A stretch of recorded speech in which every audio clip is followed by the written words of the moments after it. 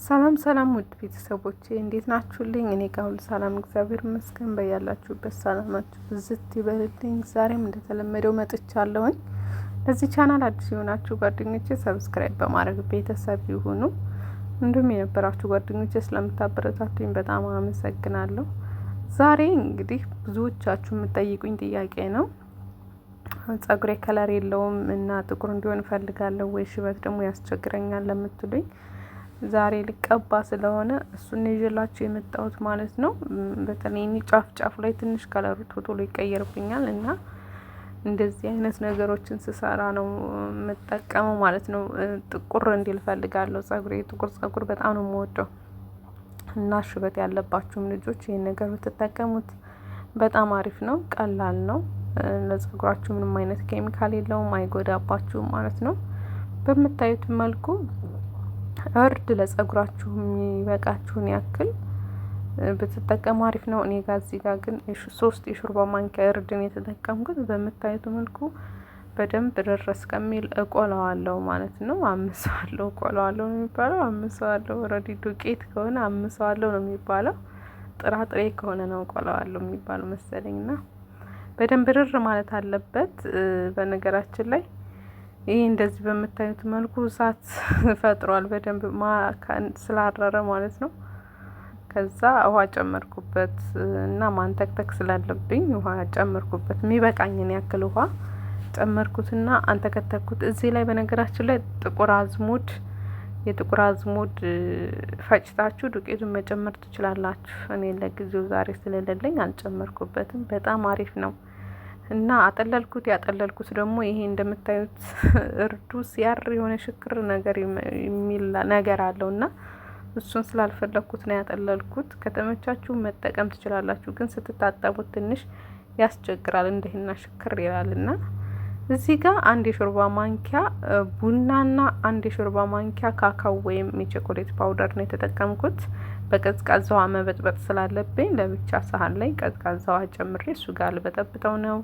ከዛ ደግሞ የበቆሎ ዱቄት ነው የጨመርኩ ያለሁት 3 የሻይ ማንኪያ የበቆሎ ዱቄት ጨመርኩ ማለት ነው። እንደነገርኳችሁ ቀዝቃዛ ነው ውሃው፣ ያኛው የሞቀ ስለሆነ እንደዚሁ ብጨምርበት ይጓጉላል። ስለዚህ በቀዝቃዛ ውሃ በጥብጬ ወደ ሞቀው እጨምረዋለሁ ማለት ነው። ብዙዎቻችሁ ሽበት ማጥፊያ ምናምን ስትምስል ብዬ ሳወራ ሽበት አይጠፋም ተፈጥሮ ነው የምትሉኛላችሁ። አዎ ሽበት አይጠፋም ተፈጥሮ ነው፣ ግን ማጥቆር አለባችሁ። ከላይ የወጣውን ከስር የሚወጣውን ነጭ ሆኖ እንዳይወጣ ማድረግ አይቻልም።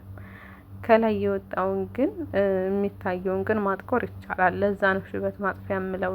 ስለዚህ ያው ያረዳል ችግር ነው የሚመስለኝ እንጂ እውነታው ይሄ ነው ማለት ነው ዱትዬ። በተረፈ ግን ይሄ ነገር ከማጥቆሩም ባሻገር የራሱ የሆኑ ጥቅሞችም አሉት። ቡናውም የበቆሎ ዱቄቱን በተለይ ለቆዳችን ለጸጉራችን ቆዳ በጣም አሪፍ ነው።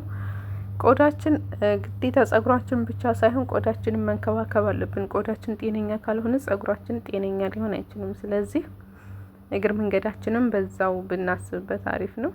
በምታዩት መልኩ ከጨረስኩኝ ማለት ነው። ቢያንስ ከ10 እስከ 15 ደቂቃ አንተክትኩት።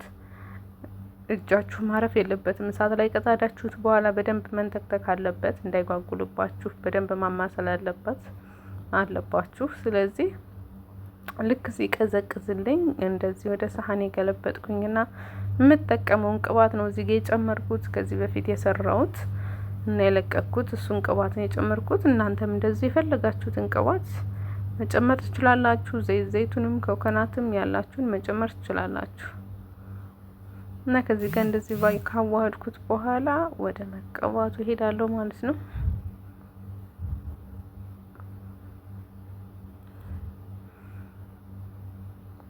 እዚህ ጋር ፌስታል ረስቼ ስላላመጣው ክፍሌ ውስጥ ፌስታል አላሰርኩም። እንደዚህ ጥቁር ነገሮች ስትጠቀሙ ፌስታል ሰሩ ከቻላችሁ ማለት ነው። ጠቆር ያለ ልብስ የመረጥኩት ለዛ ነው።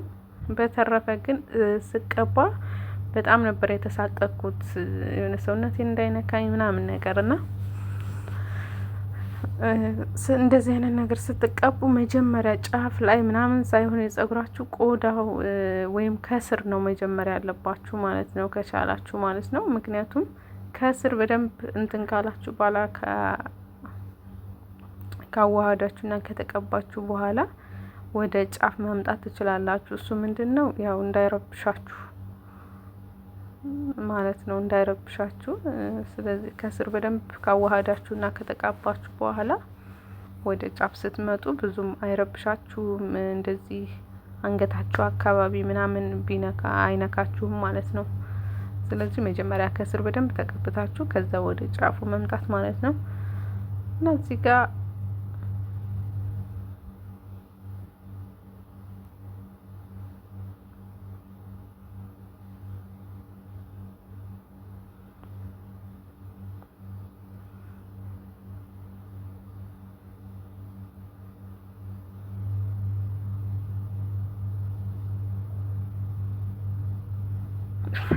በነገራችን ላይ በግራ እጄ ምንም ነገር ማድረግ አልችልም።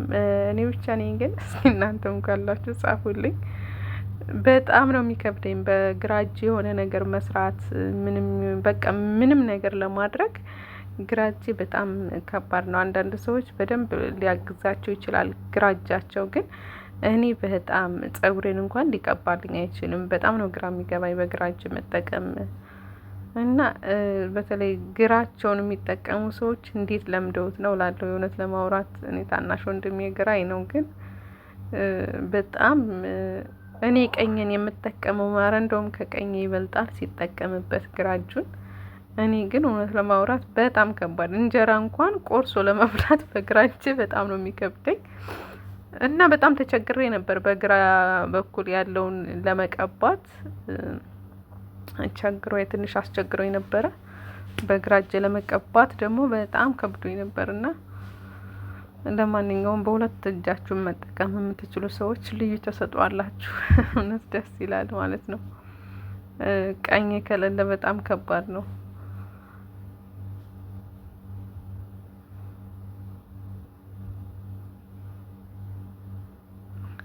እና በምታዩት መልኩ ተቀብቼ ጨረስኩ ማለት ነው። ከታጠብኩ በኋላ ደግሞ አሳያችኋለሁ።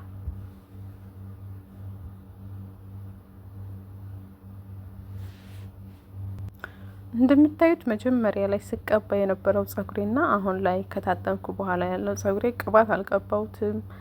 ገና ታጥቤ በፎጣ አድርጌ የመጣው ነው እና በጣም ነበረ ደስ የሚለው። እንደምታዩት በጣም ነው ጥቁር ያለው፣ ውዝት ነው ያለው። ገና ቅባት አልቀባሁትም። እንግዲህ ቅባት ስቀባው ደግሞ በጣም ነው ምር የሚሉበት። ናውዶችዬ እንደዚህ በቀላሉ ቤታችሁ ውስጥ ከኬሚካል ነጻ የሆነ በጣም አሪፍ ነገር ማዘጋጀት ትችላላችሁ። እንደምታዩት ነው ዋናው ለውጡን ማለት ነው። ኬሚካል ያላቸው ቀለሞችን ባትጠቀሙ አሪፍ ነው። ባይ ባይ። ወዳችኋለሁ።